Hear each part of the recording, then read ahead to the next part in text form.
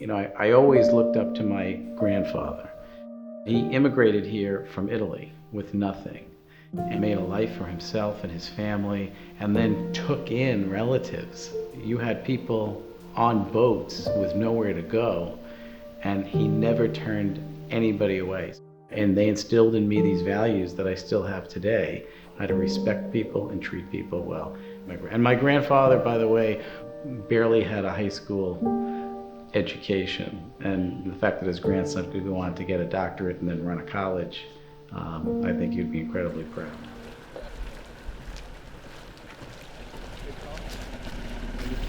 You know, I have to tell you that I don't think there was a nervous bone in my body the day of the inauguration. And I really do think it's because when you know it's the perfect fit, there's nothing to be nervous about. To be able to drive onto campus with the cars and the lights flashing and waving to people as we came in, that's when you knew it was a special day. I walked into the Post Center to meet other dignitaries that had come, but I saw this sea of students, and all the student volunteers were wearing shirts that had my name on the back, and that was pretty amazing. There he is. How's it going? How's the rest of your evening? Are you okay? Oh yeah. Standing out in the rain for Max was helping direct traffic in front of my house last night as friends and relatives descended upon people. Uncle Jerry was great. He brought us out some tiramisu. He was taking care of us. Thank you. Good guy. Yeah. That's good. Well, you did a great job. Appreciate it. It wasn't easy. It wasn't too bad. Yeah. Enjoy today. Yeah, thank you. Yeah. Well, there's a common theme between what I hear from students, faculty, among all constituent groups. People are passionate about the place. They love the place. If you love something, you're going to do it as a labor of love. Not because you have to do it, not because somebody told you to do it. And I think the students that decide to come here are pre-wired to do well and do good. And that's a beautiful thing. I mean, you don't find that at many institutions. The procession over, I was struck by the fact that so many students and faculty and staff kind of lining the route. It was really touching to be able to see that and feel that welcome by their presence.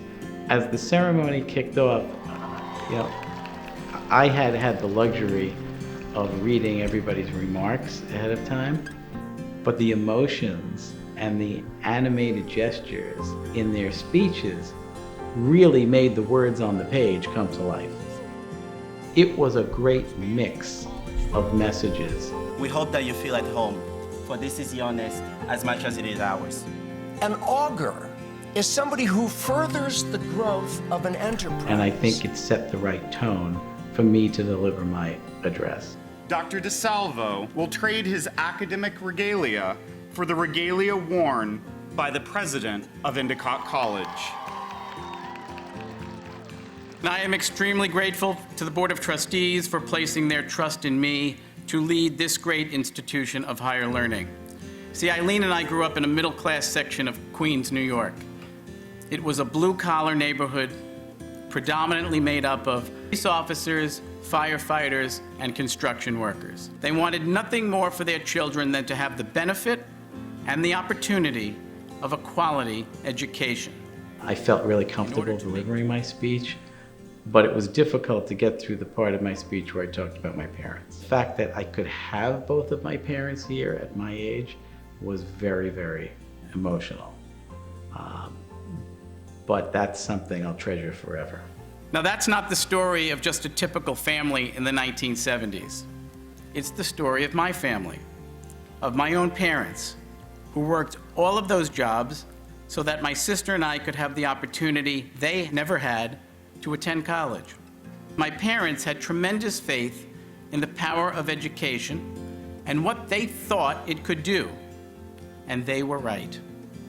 Their hard work ensured that their son could go on to receive a college education, attain a master's degree, earn a doctorate, and stand before you as a college president.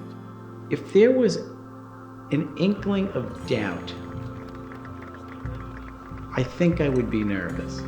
Doubt about my ability to do the job. Doubt about coming to an institution this big. Doubt about my ability to assimilate into this community. None of that existed. There was no doubt. This was the perfect fit. I already felt part of the family. You know, it wasn't like I just arrived and we had this big event. I was already part of it. So I don't know, that I felt really good about the day. And my grandfather would be proud of the fact that his grandson could go on to get a doctorate and then run a college. I think he'd be proud.